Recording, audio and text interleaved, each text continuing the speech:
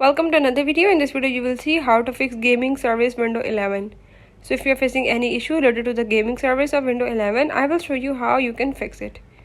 Before I move to the video, if you are new to this channel, don't forget to subscribe. Now let's watch it and learn it.